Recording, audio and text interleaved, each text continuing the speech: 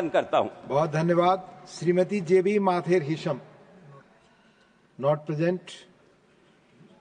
श्री राम जी। धन्यवाद मान्यवर कि आपने मुझे सेंट्रल एक्साइज अमेंडमेंट बिल 2025 पर बोलने का अवसर दिया, और साथ ही मैं आभार व्यक्त करता हूं अपनी पार्टी की मुखिया आदरणीय बहन कुमारी मायावती जी का भी।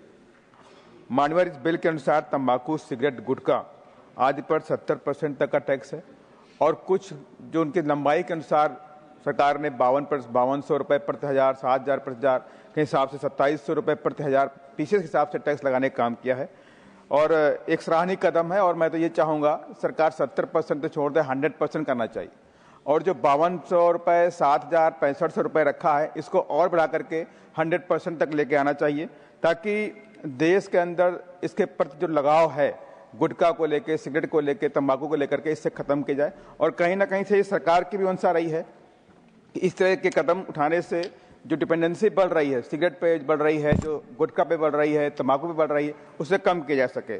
मानवर, हम सबको मालूम है कि एक बड़ा ही हानिकारक चीज है, और इसकी वजह से देश के अंदर जितने भी पेशेंट कैंसर के बनते हैं हर साल, लगभग 15 लाख लोग कैंसर से प्रभावित होते हैं, और उसमें से 15 लाख में भी 40% जो पॉपुलेशन है कैंसर पीड़ितों की, वो सिगरेट, तंबाकू और गुटखा से होती है, जिसमें ओरल है, लंग भी है, तमाम तरह के कैंसर और बनते हैं।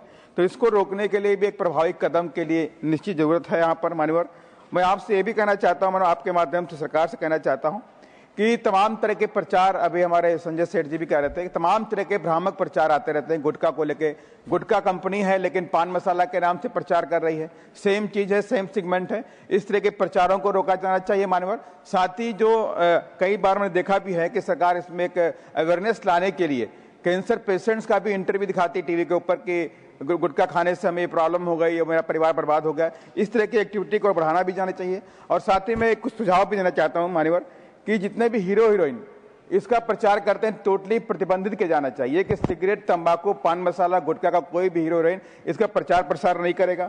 और साथ ही मानवर, मैं आपसे कहना चाहता हूं सरकार से आपके माध्यम से कि जब लिक्वर के लिए, भांग के लिए सरकार लाइसेंस देती है उनको बेचने के लिए, लेकिन यहाँ पर क्या होता है, सिगरेट, तंबाकू, सिगरेट को बेचने के लिए कोई लाइसेंस की जरूरत नहीं होती है। अगर आप इस पर भी लाइसेंस की व्यवस्था कर दें कि सेंट्रल एक्साइज डिपार्टमेंट उनको लाइसेंस देगा, तभी वो उसको बेच सकते हैं, अदरवाइज उसको नहीं बेच सकते। तो 100% इस पर जो हमारे प्रभावित हो रहे हैं लोग, युवा प्रभावित हो रहे हैं, बुजुर्ग प्रभावित हो रहे हैं, कैंसर जैसी बीमारियां हो रही हैं, उस पर काफी रोक लगने का भी काम करेंगे। और साथ ही मैं आपके माध्यम से सरकार से यह भी कहना चाहता हूं मान्यवर कि जो दुकानें आसपास, हॉस्पिटल के आसपास में है, स्कूलों के आसपास में है, उनको पूर्णतया प्रतिबंधित करना चाहिए, ताकि बच्चे उन दुकानों से दूर रह सकें। बच्चे निकलते हैं, गुटखा खा रहे हैं, सिगरेट पी रहे हैं, ये सब बंद होना चाहिए।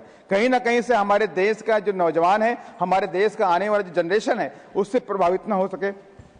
मतलब इसको लेकर के मैं आपसे कहना चाहता हूं, इस सिस्टम को प्रभावी रूप से लागू किया जाए, और सिगरेट, तंबाकू और गुटखा जैसी जो चीजें हैं, इनको बिना लाइसेंस को उपलब्ध ना किया जाए, लाइसेंस जारी किया जाए, तभी कोई व्यक्ति इनको बेच सके। धन्यवाद। जय भीम, जय भारत। धन्यवाद। माननीय श्री गोविंद भाई लालजी भाई ढोलकिया।